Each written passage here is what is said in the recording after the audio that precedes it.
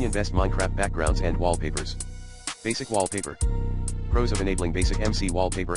Basic MC Wallpaper is a lightweight wallpaper that does not use a lot of resources, so it will not slow down your device.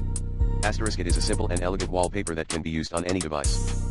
It is available in a variety of colors and patterns, so you can find one that suits your taste. It is free to download and use.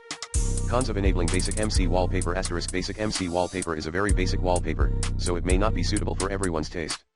It does not offer any additional features, such as the ability to change the wallpaper automatically or to add widgets. It is not available on all devices. Overall, Basic MC Wallpaper is a good option for anyone who is looking for a simple and lightweight wallpaper. However, if you are looking for a wallpaper with more features or a wider variety of options, you may want to consider another option. Here are some tips for using Basic MC Wallpaper. If you are not sure which color or pattern to choose, you can always preview the different options before you download them. You can also change the wallpaper settings to make it fit your screen better. If you are not happy with the way the wallpaper looks, you can always uninstall it and try a different one. Aerial Wallpaper. Stream.